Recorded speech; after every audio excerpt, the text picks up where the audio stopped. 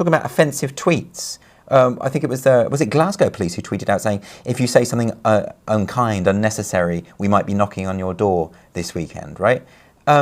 This stuff is not good. To get Brexit. Make America great again. No, no, no. Hello, I'm Stephen Edgington for The Sun, and today I'm interviewing Andrew Doyle. Andrew Doyle is a comedian, commentator and playwright. He is behind the fantastic satire account Titania, which basically is a satire of leftist woke people on Twitter.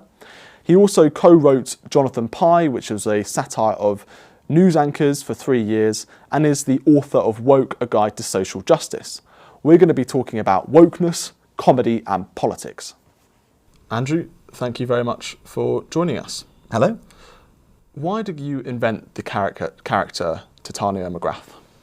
I was getting very frustrated with the woke movement and what we call the excesses of the social justice movement. And one of the things that I was trying to pinpoint about the movement is that they're impervious to reason, right? So they won't sort of talk. I mean, I was often involved with debates and things at things like the Battle of Ideas at the Barbican, and trying to get someone from that side of the political spectrum to sit down and talk with people who don't agree proved to be really hard. And what you end up with is a situation where people say, well, look at that panel, everyone's agreeing with you. You're just sort of reinforcing each other's existing views. And I would say, but no, I tried to get one of the woke crew on board, but they won't talk. And part of the reason is what they say is certain things are not up for debate, and therefore we're not going to dignify that by talking. And so if you can't reason with someone, what else is there to do but to mock them, to attempt to try and burst that bubble through satire? And that's what I was attempting to do, and that's why I invented the character. And really it was just for myself. I had no idea that it would become like a thing. I was just doing it on Twitter as a bit of a laugh. In the early days, she kept getting banned all the time. Pretty much every couple of weeks there would be a 1-day ban, or a couple of times there were a 7-day ban. So I thought, well, this isn't going to last long anyway. And then it just sort of took off. And eventually she got banned permanently and then reinstated. So they sent me the email saying, this is gone now, you can't do this anymore. And then there was a bit of an outcry, and they reinstated her. What was the reason they gave for banning? Well, they don't give a reason. They're like Kafka. So what they do, like the trial, you know, where someone's on trial but they don't know why and they never find out why. What they do is they send you an email and they say, you violated our terms of service. And then you look at their terms of service and it's this big, sprawling, nebulous thing that doesn't really mean anything. It basically means we just want rid of you and we don't have to tell you why. And you can't really appeal, because if you appeal, you just get an automated response with more of the same. It's very frustrating. I know lots of people who have been banned on Twitter for saying absolutely nothing. I'm not talking about, there are some people who say some absolutely horrible, ghastly things, and I'm not talking about that. I'm talking about people who've expressed an opinion or made a joke or whatever, and they get ditched from the platform, and then they try and find out why, and the sort of the autocrats at Twitter don't deign to tell them, you know, because Twitter's got that weird thing. Most of these sort of huge Silicon Valley tech giants, they hire thousands of people to monitor the content, right? Because they decided one day that they were going to be that they weren't about free speech anymore. That what they were about is monitoring and curating what appears on their platform, which is weird because whenever they're sued for what goes on their platform, they say, yeah, but we're not a publisher. We're just a platform. Well, if you're curating material, you are a publisher. And therefore you should be subject to the same laws as everyone else. It's a weird one. It's something that we need to tackle, I think. We'll get on to free speech later. Let's stick with Titania though for now. Why do you think she blew up so much? What did it hit a sort of zeitgeist? I think it's because if you mock, I'm talking about, like, I think most social justice activists are really good people, and they've got really good ideas, and they want to make the world a better place. And I think the causes of anti-racism, anti-sexism, anti-homophobia, anti-transphobia, all of that kind of stuff, these are good causes that virtually everyone gets on board with, right? So we're talking about a minority of social justice activists who have so much power. That's the problem with them, is that if it were just a few people on Twitter mouthing off, right, I wouldn't care about that. It is a minority, but they seem to have infected all the sort of major institutions in the country. Right, so they're there in the quangos, right? They're to whom the government outsources all kinds of authority. They're there in the law. They're there in education. They're certainly there in the media. They're 100% there in the arts. You know, they totally dominate comedy and the arts and drama and TV. So when you have a small group of people who come generally from very bourgeois backgrounds, a very sort of privileged people talking about how oppressed they are, but running everything, that's kind of funny. So it's quite a good idea to mock that, because I think that personally I like to punch up in comedy. You know, there's all this stuff about punching up and punching down, right? And I like to punch up. I like to attack those in power. And this is where the debate lies. You see, so the people who don't like what I do will say that I punch down at minority groups, even though minority groups are never the target, right? So that's just kind of a basic misinterpretation, but quite a common one. But I'm sort of attacking those who would patronise the minority groups, those who want to try and engineer society in the way that they want, those who have a complete intolerance to any kind of dissent, any kind of alternative viewpoint. Even to sort of basic discussion of principle, you know. Now, you wrote a fantastic article for The Independent that was completely out there, and they published it you submitted it under not your name. Can you talk a bit about that and why you think so many people fall for Titania McGrath being real? So you're talking about an article by Liam Evans, which was for The Independent. Yes. So Liam Evans submitted an article. Liam Evans doesn't exist. And it was obviously a hoax, like so clearly a hoax. What he was saying was that comedians need to be subject to hate speech laws. And he gave a couple of examples and said, you know, basically the police ought to get involved. Now, this is such a kind of maddeningly authoritarian stance that, you know, if I were working at The Independent, I would look at that and think, well, this is not real, is it? This is made up. This is someone trying to hoax us. But the fact that they published it, because they agreed with the sentiment, right? That's what it exposed. It also exposed the kind of I suppose the lack of any kind of background check. This was a complete unknown, someone with no online presence, critical nothing. Thinking skills. So nothing there. All it is they wanted to push a woke agenda, right? And it's just that in that article, which is still online, if you take the fourth letter of every sentence, it spells out Titania McGrath wrote this, you gullible hacks. Now, I'm not suggesting they should have spotted that.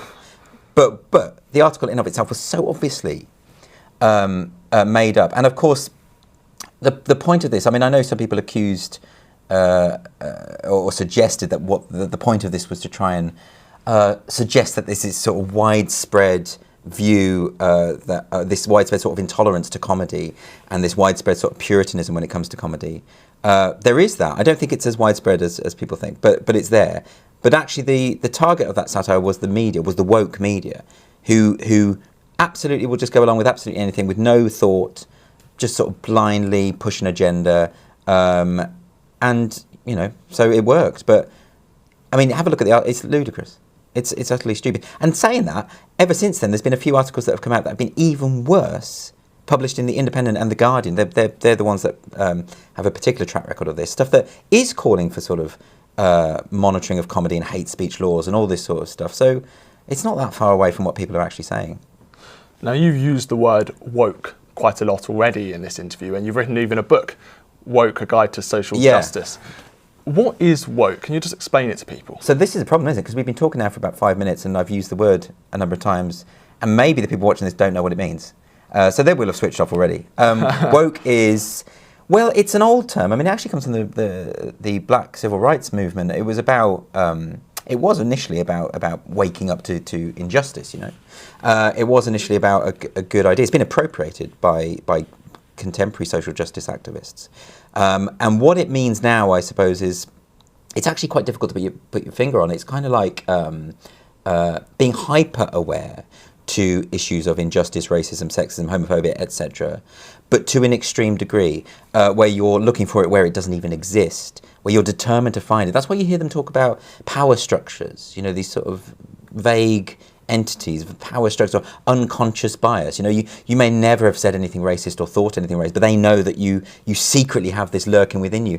And worse than that, they think, I mean, we've all got like infinite unconscious biases, I'm sure, but the idea that we could control that or legislate against it, you know, when you have I think it was Birmingham University that had older white male academics being mentored by young female black academics, that achieves absolutely nothing. It's absolutely nonsensical and it's silly, and you know, and it needs to be called out.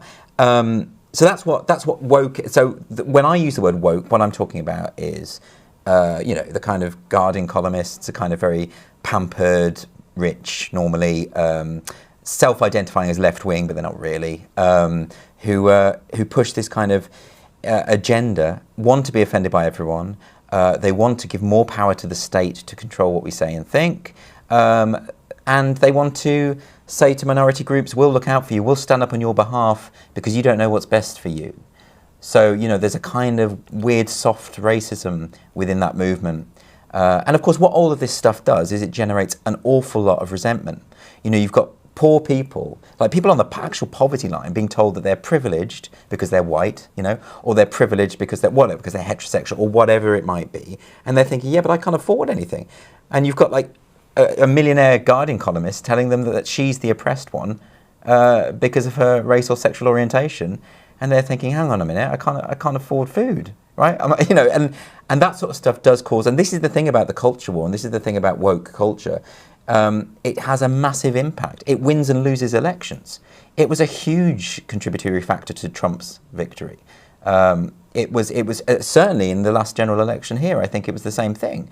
Jeremy Corbyn and the Labour Party bought into this ideology, and Jeremy Corbyn was announcing his pronouns, things like that. You had that pink bus, was it Harriet Harman with her pink bus about push it, and this very patronising view of women, that women need to be infantilized essentially, and we need to hold their hands and give them a bit of a leg up. And again, it's this sort of low-level misogyny masquerading as feminism, and this sort of stuff. And then you had the Liberal Democrats doing exactly that.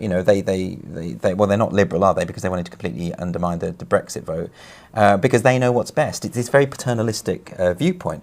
And when pushed to ask whether there were two genders or not, Jo Swinson had a real trouble with that. Whether there was such a thing as a biological man and a biological woman, she had a real problem with that because she's bought into this woke agenda, and therefore she can't answer a very straightforward question anymore. People mistrust this.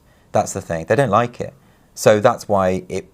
And across the board, there's a really good book by Mark Liller called The Once and Future Liberal, which is about the way in which identity politics and extreme social justice activism loses elections all the time. Look at what Hillary Clinton did. She broke down the American electorate into their various demographic groups. She said, I'm going to target the Latino vote, I'm going to target the LGBT vote, and I'll look after you, I'll help you, that thing about women should vote with their vaginas, this idea, and vote for another woman, this idea. But ultimately, when you're voting for a politician, you're voting for the ideas and the principles and the policies. If you're voting on the basis of skin colour, race, gender, sexuality, all of that sort of stuff, you're making a huge error because those things just simply don't matter. I mean, "I'm with her" was her slogan throughout the whole campaign, and I think that sort of shows you what Hillary Clinton really was all about. And again, as you say, she lost that election. Let's talk about the effect that wokeness has on society. Now, you sort of touched on there the sort of authoritarian kind of line that they're pushing for. In that, we've seen in Britain police going to people's houses because of tweets. We've seen a woman being sacked because of tweets she made about trans issues. And then she went to this employment tribunal and was told by the judge that what she said was basically outside of our democratic values or whatever. I can't remember the exact quote.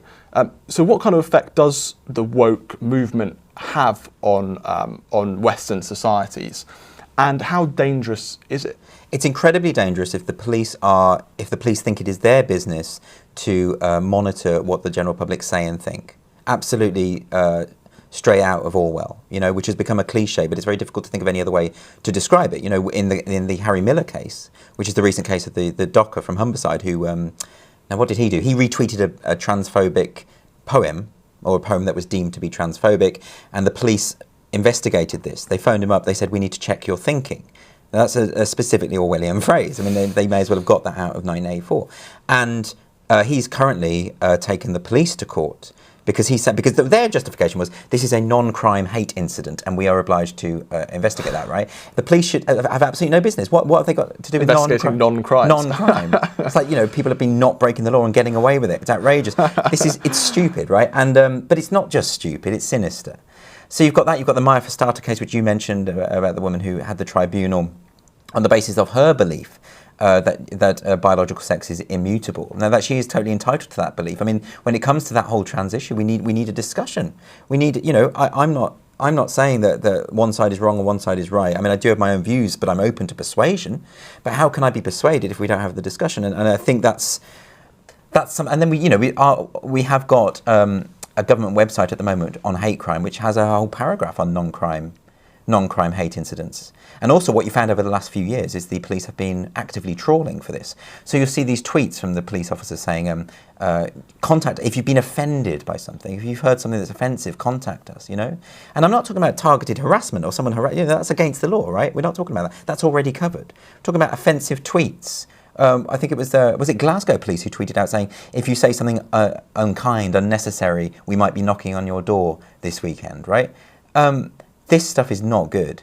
And when the Humberside police were challenged on their treatment of Harry Miller with the non-crime hate incident stuff, they said, but this is standard practice. And it is, because it comes from the College of Policing guidelines, which is what is currently being challenged in the court by Harry Miller. I hope he wins, because we have to stop that. It's so, I mean, I'm not saying we're living through this kind of free speech crisis, but every generation has to be vigilant when it comes to free speech, right? You have to watch out for it. And you certainly have to be careful if the state are trying to usurp powers that they should not be having. And this is a really good example of that. So we just need to keep a check on them. We need to we need to curb it. And I think that's what's happening.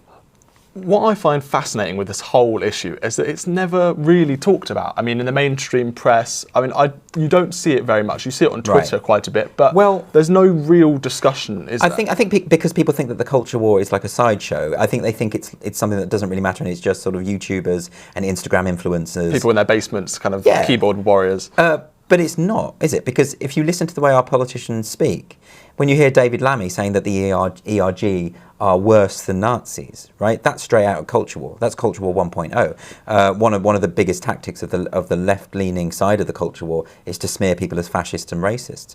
The fact that mainstream politicians and commentators, mainstream publications, mainstream journalists have bought into this utter fantasy that we live in a society which is populated largely by Nazis and neo-Nazis and fascists, and they're around every corner. The bland truth is that most people are pretty decent, and we live in a really tolerant country. You know, I mean, that major study last year, it was the YouGov study about attitudes towards immigration, and in Britain, turns out, is the most tolerant of all the major European countries. I mean, that's even the EU's own research shows that attitudes towards immigration have softened since the Brexit vote. So we are an extremely tolerant country. But when you have people saying, yeah, but there's this thing called white privilege, and there's unconscious bias, and everyone's a racist, and everyone's a homophobe, and people in the real world are thinking, well, that doesn't match up with my experience, you know? And it's something that needs to be addressed. It's something that desperately infects our politics. And until the mainstream media do treat it as the serious issue that it is, it's not going to go away, I don't think. Let's talk about the history of the woke movement. Yeah, okay. I think people will be fascinated to see where this comes from and why it's here today. And I think, you know, for example, if Winston Churchill was alive today, I think they would probably call him a fascist and a Nazi. Well, they have done. They absolutely have done. You know, they've said that again on Twitter and social media, but or academic articles and some newspaper articles saying that Churchill was a white supremacist, well, I mean, he had some dodgy views actually about people of colour.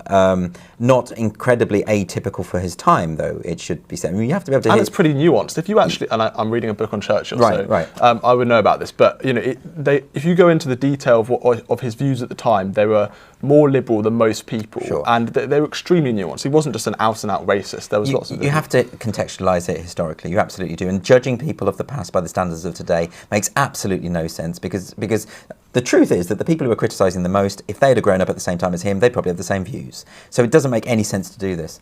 So where does this come from? As I say, the bedrock is good intentions. So, I mean, the reason why I consider the woke movement to be a fundamentally reactionary movement is because it is undoing all the good work of the civil rights movement. If you go back to the 60s and the 70s, if you talk about the black rights movement, gay rights movement, women's liberation, the new left, groups which all agreed that we have to have free speech in order to achieve any of our goals, groups that were all about liberty and about empowerment, and that is not what this is. So I really like to draw a distinction between what the civil rights... You see, that's the problem, is that the sort of far left and the anti-fascist movement talk about how they are sort of carrying the baton from these struggles. They're not. They're trying to undo those struggles, right? Because those... If you look at Martin Luther King, who's all about the content of the character, not the colour of the skin, they want to invert what he believed. You know, there's no way that the civil rights activists of the 60s would be on board with the woke culture. They would see this as anathema to their worldview. So that's the background, you know, and I think what happened is we went through a period of political correctness in the 80s, early 90s, which I happen to think did some very good things. I think it's difficult to argue with the point that before that time, you did have very casual, unpleasant kind of language and discourse, which was pretty horrible, you know, about race and about sexuality and the likes. And we got through that. And sure, there were mistakes made. Things went too far. There were some stupid overreaching on the part of political correctness. I get that.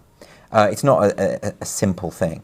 But the truth is, as a result of that, we've ended up in a situation where we now live, and have done for many years, in a country where if you say explicitly homophobic or racist things or sexist things, you're treated as a pariah, and rightly so. Like, we're not interested in that as a country, as a culture. So what's happened, though, is you've got the sort of political correctness movement has sort of morphed and perverted and become this thing now. These sort of these people who are just desperate to keep it going, almost to pretend that we're still living in that time. I mean, if you think about comedy, like I get this all the time. Like people say to me, because I'm saying that free speech in comedy is really important, they're saying, well, you just want to go back to the days of Bernard Manning. Well, Bernard Manning was a self-confessed racist. I mean, by the way, a very good comic, technically, very good comic, there's no denying it. But he admitted to being racist, and that informed a lot of his material, and certainly his audience saw it that way. I mean, there's no disguising that. But there aren't people like that on the comedy circuit anymore. So when you try and say, well, there's all these people out there doing these problematic jokes that normalise hate and legitimise oppression of minorities, that's simply not true. I always push these people. I say, well, name names. Who are they? Who are these people? Because I know a lot of comedians, and I don't know a single racist among them. Not one. Couldn't name you one. So what I'm saying is, why occupy a kind of mythological world, and why not just occupy the world that we actually live in? You see, if you go back to the, and it's weird that this is coming from the left now. If you go back to the 80s and the late 80s, say, where you had most of the sort of reactionary fantasy stuff was coming from the right-wing tabloids, wasn't it? It was this sort of stuff like, we live in a world where asylum seekers come over here and they get showered in tiaras and diamonds and they get whatever they want, and all of this stuff wasn't real. Let's face it, that wasn't true. It was this fantasy that they were all sort of believing in. They believed that Christmas was being banned and replaced with Winterval, which, by the way, even the Daily Mail admitted wasn't true. So there's that fantasy world, which is a sort of right-wing tabloid fantasy world. And now you've got a new fantasy world, which is the left-wing Guardian independent kind of fantasy world, where you've got sort of prominent commentators who just genuinely think that anyone who wants to have a discussion about politics, anyone who thinks that there are two sexes, anyone who has a qualm about gay marriage must be a fascist, must be a raging neo-Nazi that goose steps their way home every night. This is utterly ludicrous, right? And it comes from people not talking to each other, right? That's what I think we need to get back to. I think we need, because I think the woke movement is sort of so hostile to the idea of discourse and just chatting about things and talking to people. I've been interviewed by right-wing commentators, and afterwards I've been told, well, you're one of them now, right? Well, firstly, what I'd say to that is, I don't think being right-wing is bad. I have no problem with being right-wing. It just doesn't happen to be true in my case. My views are predominantly on the left. I have some sympathies with certain conservative views, so I don't tend to think in terms of an ideology, you know? I just sort of decide on the individual issues, and I'm open to persuasion, and I want to have an open mind. But by talking to someone who has completely different views than me, it's not contagious. It's not like I get, like there's a process of osmosis, and I suddenly become that person. This guilt by association thing is so damaging, because what we need at the moment more than anything is more speech. We need to be talking to the people that we don't agree with, rather than shutting them off. So this is what social media ruins for us. It sort of encourages us to create these echo chambers, to just ignore anyone who doesn't, you know. I will always, on Twitter, talk to anyone who comes with me politely with a disagreement. I will always engage with that. If they come at me and say, you're a Nazi, I'll block them, right? Because I'm not, you know, my view on that is like, if someone were to come up me in the street and say, you're an effing Nazi, you're would I engage? Would I say, yeah, it's a good point, let's chat about that a little bit? No, I'd walk away. I will never block someone who wants to talk politely about these issues and disagree. I think that's a really good thing. We need to do more of that, and we need to stop saying, don't normalise them or legitimise them by talking to them. Actually, the opposite is true. Do you really think they actually believe that you are a Nazi, for example, when they accuse you of that? Right. I don't know. I mean, the thing is, if I thought you were a Nazi right now, if I thought you were a neo-Nazi, I'd probably leave. In fact, I would, right? I know there are some people who can talk to neo-Nazis and try and persuade them out of their delusions, right? There's a guy called Daryl Davis, a musician in America, who has de-radicalised members of the KKK and has all the hoods to prove it, right? This is quite an interesting idea. Sort of Louis through kind of thing. Yeah, right. So, and great. I'm glad there are people who can do that. I can't. I don't have the skill. I don't have the patience. I see Nazism, neo-Nazism as being just such a fundamentally delusional. I mean, it'd be like talking to a cult member and explaining to them their God is wrong. You know, I could not deprogram that person, right? So I wouldn't do it. And I also don't like them. I don't like someone who thinks that a certain race is superior to another. I find that really rebarbative and unpleasant. And so, but do they think I'm a Nazi? Well, I've never expressed any view that remotely comes close to it. It is the opposite of my worldview, right? And you won't find me on record ever saying anything that even remotely comes close to tallying to Nazism. So what it is people have imagined in their head that I must be.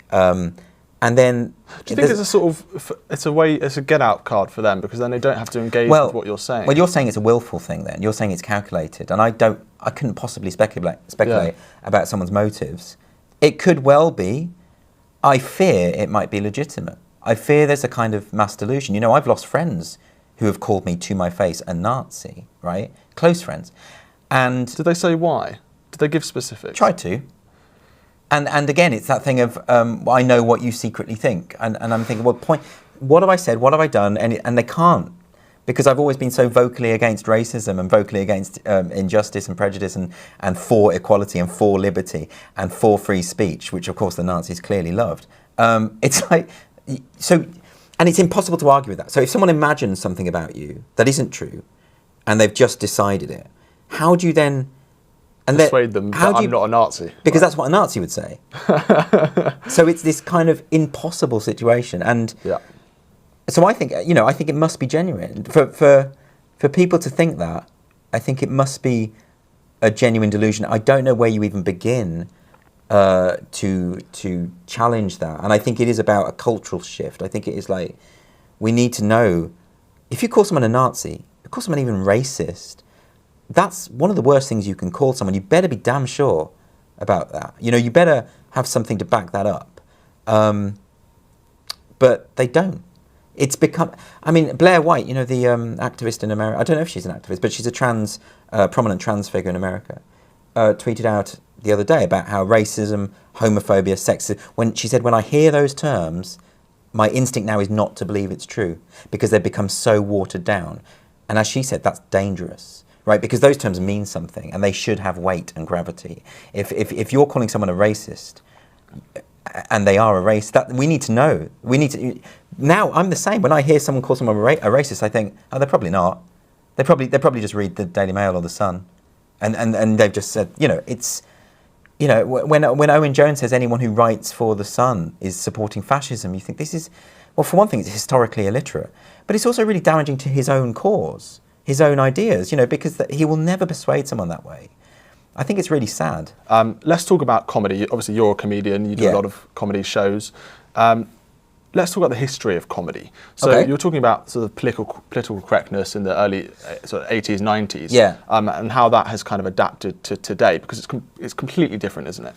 Oh, it's totally different. I mean, you had the alternative comedy movement of the 80s, which was a reaction against that kind of working men's club, what they perceived to be racist jokes and homophobic jokes and that kind of thing. And that was very much tied up with political correctness. And there were a lot of great things that came out of the alternative comedy movement and a lot of fantastic acts, right? People like Jo Brand. Of course, Jo Brand now finds herself in a different situation today when she makes a joke and is accused of inciting violence, right?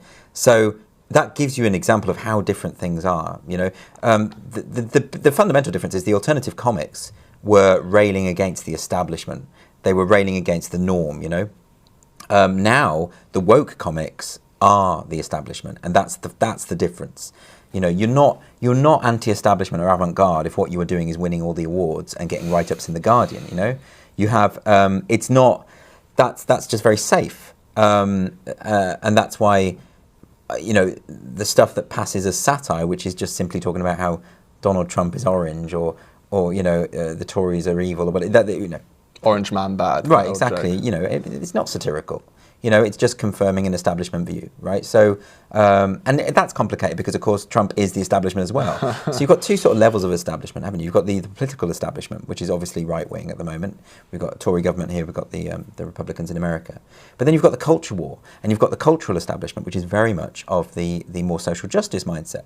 And that, by the way, has infected the Tory party as well. So, I mean, that's why it's so complicated. Because it's not as simple as right and left anymore. I mean, really what this is about liberty and authority, I think.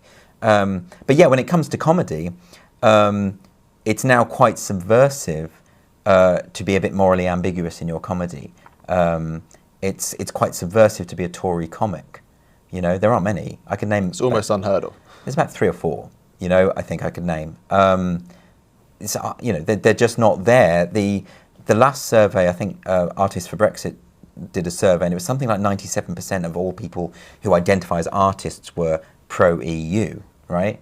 So that's interesting. So within the artistic community, it just became the norm to say Brexit voters were stupid and racist, because that was, but that's punching down. That's what that is. How is there this gap between the 52% of the country and then the 97% of those artists who believe differently? How can you have such an almost uniformity of anything? Well, it's partly to do with privilege. I mean, in order to be a successful stand-up comic, it's much easier if you come from independent wealth. Much easier. That's why so many, disproportionately, comedians and artists are privately educated or from rich backgrounds, because they can afford to stay at home all day and get their parents to pay for everything and then go out and gig at night. You know, it's very hard if you're working a full-time job during the day and then going out. It's really, really difficult. So, and we have seen that there is a kind of class division. It becomes more complicated with Brexit because it almost felt like a kind of alliance of the working class and the aristocracy on the one side, and then the sort of upper middle class and the bourgeois on the other. And that's really interesting. But of course, the arts and comedy generally is so steeped in bourgeois politics. And of course, none of it's left wing. I mean, these people don't talk about redistribution of wealth or the welfare state. You know, they talk about microaggressions. You know, they talk about jokes about gay people being homophobic, even though they're not. They're just jokes about gay people, which is not the same thing as a joke that demonizes gay people. So this very weird, and above all, what I hear from a lot of self-identified left-wing comics is that certain jokes normalize hate. And what that means is, what the implication of that is basically working class people don't know the difference between a joke and real life. And so if they hear an off-colour joke, they'll all go out like these creatures, these gremlins, and they'll go out and they'll just sort of mindlessly enact violence on people. Utter nonsense. No one's ever been able to point at an act of violence that has been stimulated by a joke. You couldn't do it. It doesn't happen. Like Joe Brown. I mean, no one is waiting for Joe Brown's permission to go and throw battery acid at someone. That's just not a thing. So, you know, the idea that comedy is a literal representation of something, that it shouldn't be morally ambiguous, is just absurd. Because just for those who don't know, Joe Brown made a joke about Nigel Farage being, I think, milkshaked with that battery acid or something, and then there was this huge uproar at the time saying she incited violence. Yeah. You know, I'm unpersuaded of the whole incitement to violence thing anyway. I think that, you know, there needs to be a serious discussion about what qualifies as incitement to violence. A joke is not. Yeah. A joke is never inciting violence. She wasn't saying go out and throw battery acid at people. You may not like the joke, right? A lot of people I know found it really offensive, deeply offensive. But when Nigel Farage suggested that the police should get involved, that was a mistake. Because, you know, what he should have said is, I find that really offensive, I think it's really distasteful, and I don't think it's funny. He's totally entitled to say that, you know? But she was performing, you know, on a show called Heresy. The context is clear. It's about saying things that you're not meant to say. If you listen to the recording, there's a big laugh from the audience. So the audience liked it. You know, it doesn't matter if you liked it or not. Is there any joke that you wouldn't tell? Yeah, loads. I mean, I think as a comedian, you should think about it. I can justify every joke I've told. I think you should be able to defend your jokes. And I think if I can't defend my jokes, people should say that to me, you know? I mean, if I saw someone in a comedy club stand up and make jokes which I just thought were just literally expressing horrible racist views, I would say something. I'd be the first to say something. I'd never seen that, though. I've literally never seen that. But I would say something. I think you have to be able to defend your jokes. So what kind of jokes wouldn't you tell? Well, I wouldn't do the punching down thing. I guess that's why. But here's the thing. That's where you draw the line. Yeah, but here's the thing. That's my line. Yeah. So if you wanted to go out and tell jokes, even if they were genuinely horrible homophobic jokes, that's up to you. That's your line. I think the only line you can possibly draw is for each individual comic to have their own line. That's up to their conscience. Let audiences decide. Let audiences decide, right? Okay, the whole freedom of speech system is about you say what you want, and then other people can say what they think about that, right? And that's a good system, that works. I mean, there's this myth, I hear it all the time from Guardian columnists about how, oh, you're saying that the freedom of speech means freedom from consequences. I literally know nobody who thinks that. Like, for consequences are great. If it means more speech, if it means protest, if it means disagreement, dissent, I'm all for that, 100%. What we mean when we say that free speech shouldn't have consequences is no consequences of being arrested or beaten up, right? That's the distinction. You know, I think if you find something, if a joke, I mean, I've had it recently. I posted a joke a couple of weeks ago, and a number of people found it offensive, and they contacted me, and a lot of them were angry. Some were just rude, and I ignore them. But some asked me to talk through my thought process, and I did. The joke was an anti-racist joke, which was interpreted as a racist joke. Well, that's happening more and more, though, because I think because of the way the social justice activists talk about comedy as being damaging and hateful, is that people now are sort of having a more literal-minded interpretation of jokes and completely misconstruing it, getting it all backwards. So it's difficult now to joke about these issues without being misinterpreted. Let's talk about 2020 comedy, the mainstream comedy, and then we'll get on to your kind of style of comedy, which is completely different, I think. I mean, I've been to your comedy shows, it is completely different. So if I go and switch on the TV on Friday night, I go and see Have I Got News For You or Mock the Week or one of these kind of BBC programmes, do you personally think they are funny? And do you think there's... What I find really interesting is that someone made a point to me, the jokes that they make aren't necessarily funny, but the people in the audience clap because they agree with them politically. Yeah. What do you think about that? Someone said that recently. I can't remember who it was. I wish I could. They said that if you know if it's a progressive comic because there's more applause than laughter. And I think that's hit it right on the nose. You know, I'm always really mistrustful.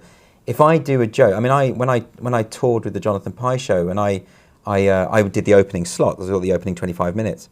And of course, you know, and I was mocking the Tories, mocking Theresa May, and the audience was predominantly left-wing.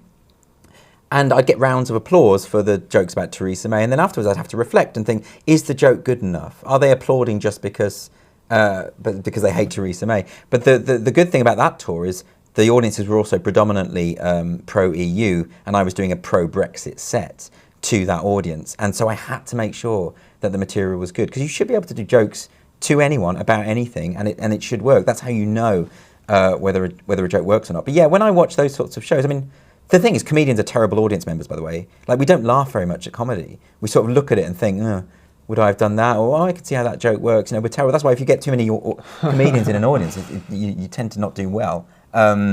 So I'm not the best person to judge on that, but I find it a bit obvious if it is just... is it quite lazy, though, well, comedy? I wouldn't like to say it's lazy. I think we're all working pretty hard. I have a kind of inherent sympathy for all comedians. I mean, it's pretty easy to make jokes about the Tories, isn't it? Every day, every week. Is it easy, though, to write a good joke about the Tories? I don't think so. I think you can write lazy jokes about anything. But there are some vehemently anti-Tory comics who are hilarious and clever and sharp about it and can make Tory supporters laugh, right? That's the dream.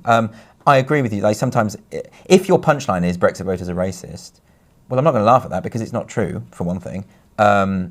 And also, it's not funny or insightful or a good quality, a good standard of comedy. Is there a backlash against the kind of mainstream comedy? Now, obviously, you run your own comedy show, Comedy Unleashed, and you're doing your tour with Douglas Murray, and you're going to be talking to people all across the country in May about this, which is going to be, I'm sure, very interesting to many people. I hope so. So is there a backlash? Do you see sort of huge numbers coming in and being interested in this comedy? Well, yeah. I mean, so Douglas and I are doing this talk called Resisting Wokeness, which does sound quite provocative. But actually, in truth, we do want to get anyone who agrees or disagrees with us. I mean, Douglas and I disagree on all sorts of things anyway. You know, I mean, he comes very much from the conservative tradition, and I very much come from the left-wing tradition. So we have that. But we do share this concern. about woke culture and about social justice and about the way it divides society. But more than anything, it's this general feeling that so many people have that they have to be very careful about what they say, right? Now, we're not talking about censorship here. We're not saying that there's some sort of, there's people saying, no, you mustn't say this, you know. I'm often accused of saying, oh, you can't say anything anymore, which is a statement I've never said because I don't believe, and I don't know anyone who says that, actually. What we're saying is that people are nervous about what they say, about speaking truth or what they perceive to be truth, about joking at work, all this kind of thing. They get very nervous because they get misinterpreted, get reported to HR, they lose jobs, they lose livelihoods. You've got social justice mobs on Twitter who will smear and attack and demonize and destroy your life. I mean, they're not good people. So I want to talk about that. And we want to go around the country and we'll have a big Q&A with people. I mean, above all, most of the things that drive me are a real hatred of bullying, right? And I can see that the social justice movement legitimizes bullying. It makes it okay. It makes it okay for Antifa to beat up a gay Vietnamese journalist and call it opposing white supremacy. I mean, just think about that for a moment. It doesn't make any sense. But it makes it okay to go after people's employers, to target them and say, this person had this opinion, so you should fire them. It makes it okay to trawl through everything anyone has ever said, try and find something remotely objectionable and make an issue of it and try and ruin their lives, right? This is bad behavior. This is bullying. And so I want to mock it because I want to stand up against that. The problem is when you do that, they go after you. I mean, that's fine. That's part of it. You know, I'm in a really privileged position because I work in comedy and the media, so I can say whatever I want, and I don't have a boss. And Douglas has said this before. He doesn't have someone in charge of him. We can't get fired for what we say. It's why Ricky Gervais says whatever he wants. No one can fire him. You know. So there's a freedom to that, and we have this incredible privilege. And what I want to do with the tour is get people along who don't have that freedom, don't have that privilege. You know, when I was working as a teacher, I would have to, if I was still a teacher, can you imagine I'd have to be very, very careful? Well, it wouldn't be possible, would it? I couldn't have my Titania McGrath character tweeting the way she does and then go into work. It was already bad enough when I was a teacher. I used to go in and the kids had printed out like quotes from my set and put it on the desk. Or I had someone complain to one of the head mistresses about, there was a parent complained, like, I've Googled this guy, this is the stuff did you know about this before you employed him? It started getting untenable, you know, in the end. Wow. And you can't, but even like people joking at work in the staff room, you know what people do now is they go on WhatsApp and they encrypt their jokes. Can you think about that for a second? They're actually having to encrypt it in case it's overheard and misinterpreted or misconstrued, you know? What if you're on Sheffield University? I don't know if you've seen this recent story where they're hiring, I think it's £9.34 an hour if anyone's watching. You can go to Sheffield University and be hired to prevent micro aggressions. Sure. So this is the Stasi, right? And it's so bad, right? When a university is paying its students to snitch on other students, to eavesdrop. And did you see some of the examples they gave, right? So the microaggression thing is like, if you say God bless you when someone sneezes, that's a microaggression against atheists, right? Or the examples they give, where are you really from, right? Which isn't something that I hear very often, but then I'm not a person of colour, I suppose. But then also the people I speak to who would fall into that category, they never hear it either. So it's an interesting one, that. And the other one they gave on the BBC website, I think, was, why are you trying to find everything offensive? Which is a good question. Particularly for them, you know. Yeah. One of the examples they gave is insane. It was stop telling me about your holiday to Africa. I've never been there, or something. South Africa, yeah. Literally no one has ever said that. Literally no one has ever said that, except for me just then because I was quoting it. But it's a fantasy. But also, it's just not good to foster that kind of mistrust and division, right? And to impose this idea that there is one way of seeing the world, and that must be monitored by the authorities, and we're going to pay kids to do it, you know? What else is a university for but to explore interesting, alternative, difficult ideas, to have those debates? I mean, what the hell? I mean, that one is a particularly egregious example, but there are lots of them. I mean, Oxford Union recently banned applause, you know, clapping at events because they wanted jazz hands. Just doing that because it's less triggering. Less triggering. Although why that people isn't... with all sort of sensory problems or something. Exactly. So, but again, as some blind people point out, that's not good for them because they can't hear when things are going. That sort of stuff is, and again, right, it comes from a good place, right? So there are some people with sensory issues, right? But they make provisions in their own life to deal with that, right? What they don't do is try and make everyone else change, because that's like the essence of entitlement. You know, if I have an allergy to a certain food, I don't demand that no one else eat that food. We must remove this from the shelves because I might be offended, right? That's what a lot of this is tied into entitlement, right? And we do, like, we're a good nation of good people who make provisions for people. We make sensible provisions when it comes to disability access, when it comes to people's illnesses, when all that sort of thing. We do it to an extent. But what we don't do is completely ditch a tradition such as applause, which is frankly quite instinctive. You know, babies just do it naturally, you know, to register approval, and try and re-engineer society and not even to help those few people, because actually, I bet you most of them don't give a damn. What it is they're saying, look how good we are, look how virtuous we are. And I know I'm doing that thing of intuiting their motive, but it's difficult to get around, isn't it? I mean, whenever I'm on Twitter and things like that, and you see either pronouns announced in the bio or a rainbow gay flag, right? I can guarantee they're going to be a pretty nasty piece of work. Like most of the nasty, horrible, vicious vitriol I've had, they've always got pronouns in the bio. And the thing about that is it's meant to signify tolerance. It's meant to say I'm a good person and I'm inclusive. But then it's like, it's the most angry, bullying, nasty, vicious behaviour that comes with it. Tends to. Not all. You know, sometimes people are just trying to be inclusive for trans people. But a lot of the time it's just... It's basically saying, it's like a label saying, I'm compassionate. Now I hope you burn in hell and I hope you die in pain. You know, it's that weird kind of cognitive dissonance that's going on there. It's this kind of odd patronising to various groups, because let's take cultural appropriation, which is one of their big sort of things that they like to complain about.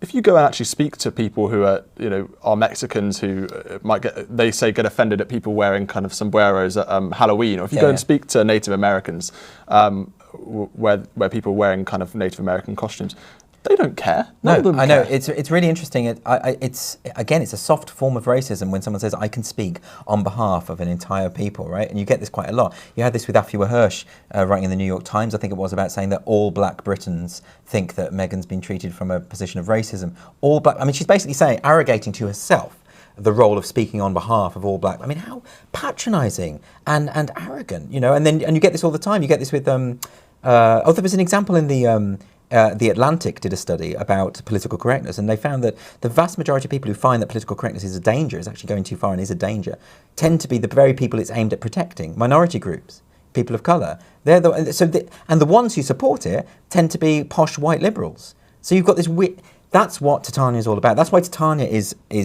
a rich Kensington girl, right? Who's never had any issues in her life. Like, she's had everything on a plate. Because she patronises minority groups, she sees them as pets. You know, she's kind of racist. She is, but she's masking it all in this glow of virtue, and that's the thing that I see an awful lot from anyone who speaks on behalf of anyone. I hate it if someone says like, gay people shouldn't have to listen to this joke. I think, why do you get to decide what gay people get to listen to? You know, why do you say that? It's not up to you.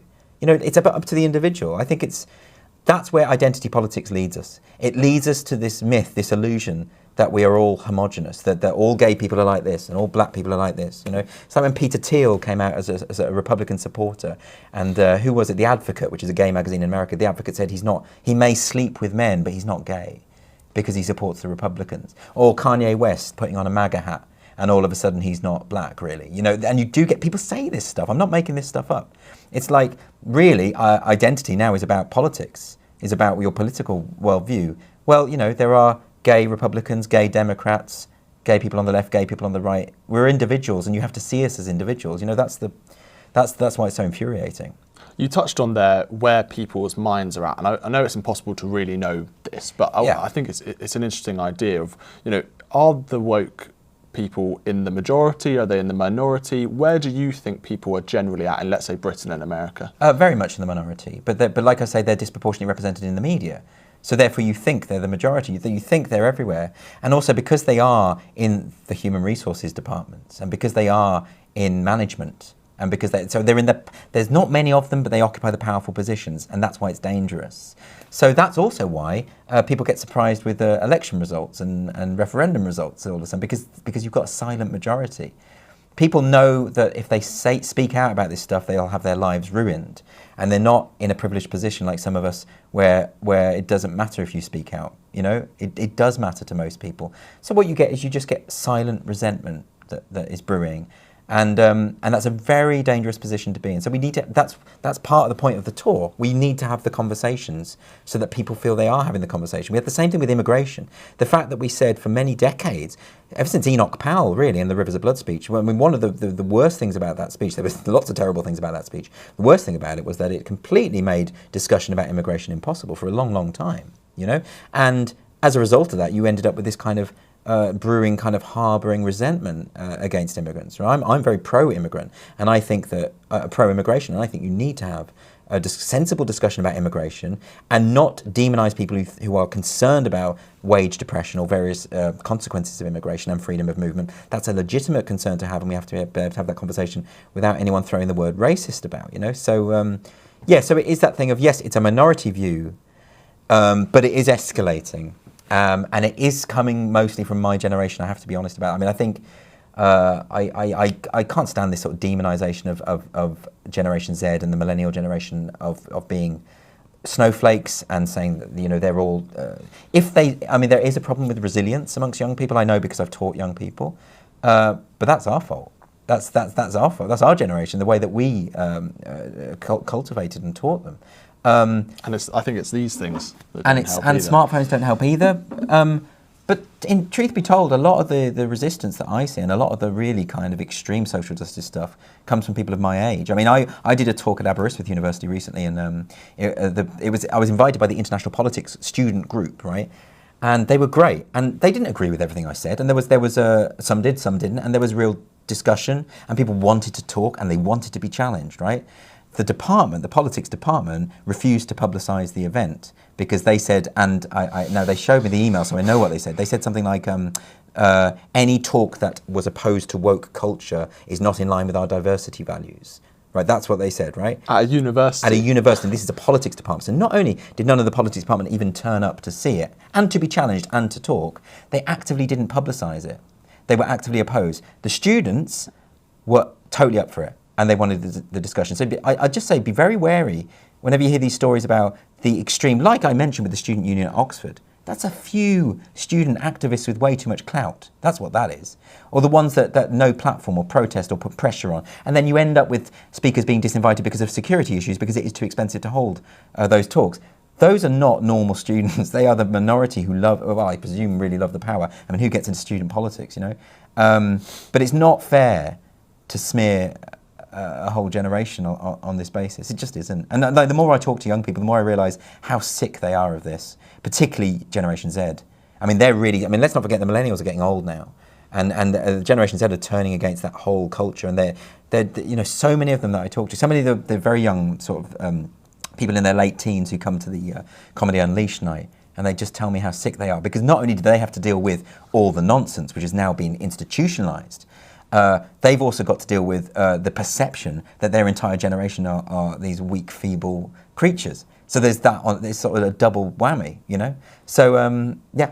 Once you create that kind of mainstream woke establishment, then you're inevitably going to have the kind of rebellious young people who go against that, right? Yeah, and they won't be able to cope, will they? Like the people who, because they've convinced themselves they're on the right side of history, and they've convinced themselves that they're rebelling against the establishment, and they don't see that they are the establishment, and they're the ones that people are going to rebel against. They're not going to cope. They're going to have a nightmare. A great example of this kind of distance between let's say, the woke movement and young people is Ricky Gervais. Now, he made a fantastic monologue at the Golden Globes recently that went absolutely mega viral. I mean, huge amounts of people were watching this. And obviously, it hit a huge zeitgeist in, I think, many young people on Twitter, for example. Yeah. And why is that? Because what he was doing was, he was basically standing there and saying what he wanted to say. And what was really great about that is he was punching up at powerful people, you know? He was attacking major multi-billion corporations. He was attacking the Hollywood elite. These are the most pampered, rich, privileged people in the whole world. They couldn't be... Quite literally. Yeah, literally the most privileged people who have ever existed, right? And yet after that he was called a conservative. He was told he was right-wing. And all this sort of By the media. Yeah, no, and even from prominent left-wing comedians saying that he's right-wing. And it's like, these are the very same prominent left-wing comedians who once upon a time would have applauded someone railing against the hypocrisy of the ultra-rich. And now they're not. Now they're not. Maybe because they are that now. But it's incredible that what he was doing there, which is so clearly an attack on pomposity and hypocrisy, and really well done and really funny, because those gigs aren't easy, right? Like that audience, it's not a comedy night. It's not, it's and he's still got laughs from some of them. Like even when Michelle Wolf did her president, at the president's press dinner, right? And it's not really my cup of tea, and I didn't like it. But I had to admire her because they weren't enjoying it. They were there was a kind of discontent. But it's tough. It's tough to go there, and also you're hired to do a roast. You're hired to, and that's why the thing is though with Ricky Gervais's thing. I mean, he was doing the sort of jokes that he's done for many years. Like he's always pricked pomposity. He's done it at the Golden Globes before. I don't know why anyone was surprised that he did it again. But I think what is different is now the culture shifted so quickly. So I think whereas if he'd have said that on his first outing at the Golden Globes, they would have reacted in the way they react, and some people would have been offended and all the rest of it. But not to the extent. I mean, now people are saying, he should never be allowed to again. The Independent, I think it was a hoax article again, it wasn't me, saying that he should, that hopefully this will be the end of Ricky Gervais at the Golden Globes, all the rest of it. And these very prissy, puritanical Mary Whitehouses, I mean, they are Mary Whitehouse, basically, saying that this is disgusting, this is disgraceful, all the rest of it. And that just makes it funnier.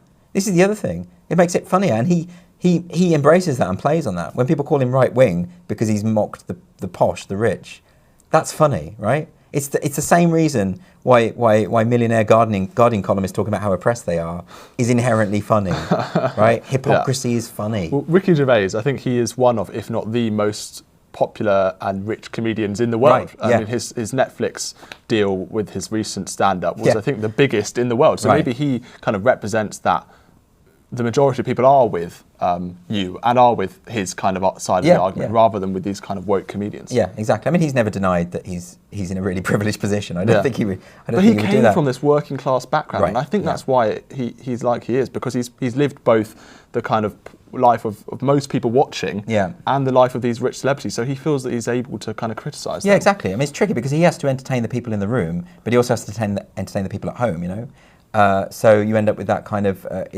It's difficult to judge, but I think the solution is just to go all out and don't self-censor. That's the thing. I mean, what I find generally in comedy is the biggest threat is self-censorship. It isn't censorship, right?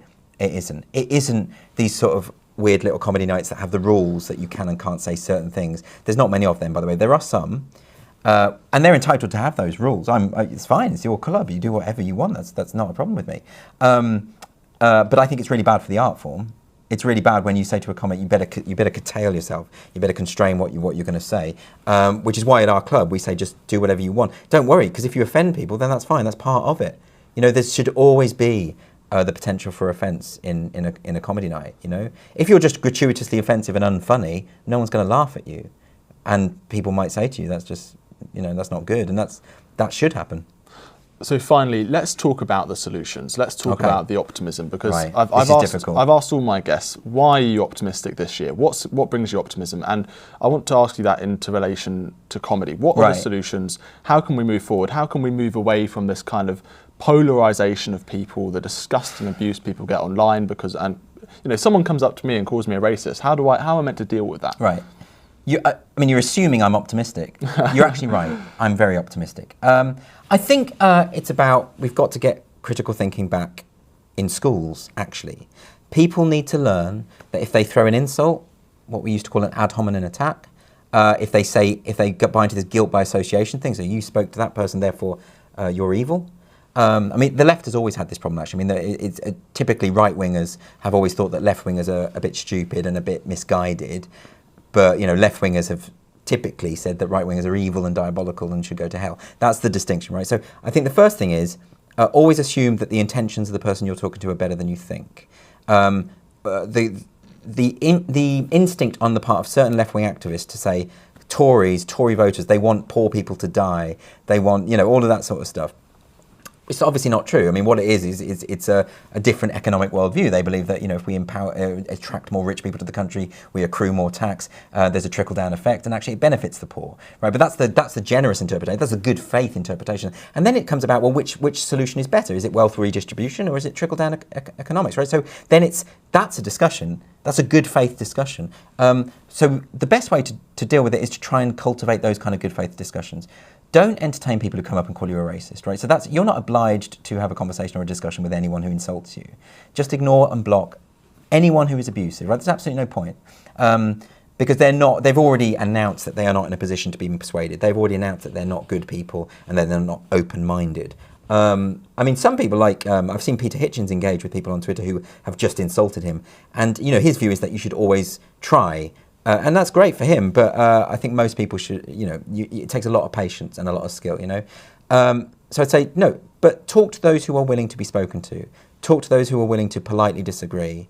And you know, set that example for yourself. I think, like, look, it's not like right-wing people don't get aggressive and don't throw insults. And I think anyone individually should be able to politely disagree without resorting to mudslinging. That's the first thing. And then the second thing is not to assume bad faith on the other person. And if people just agreed on that, I mean, I think 99% of Twitter arguments would disappear if people stopped mischaracterizing what the other person says. All of my Twitter arguments seem to be people saying, you secretly think this. And I say, no, I don't. And where do you go from there? Then it's just a matter of faith. And that gets us absolutely nowhere. The other thing is don't debate on Twitter, probably. I think get to forums where you're actually face-to-face. That's another reason we wanted to do the tour. So I'm hoping that people will come along and challenge us and we can have the discussion like adults, basically. But I do think instilling this in schools is important. Now, I mean, because I come from that background. I used to teach critical thinking. I used to be a teacher. I don't know whether having critical thinking lessons is the way. I mean, that's what I did. I'm not sure. It was seen as a kind of DOS subject. I think it's instilling it into every aspect of every curriculum. Just the idea of being open-minded and listening to what people are actually saying, not what you imagine they say.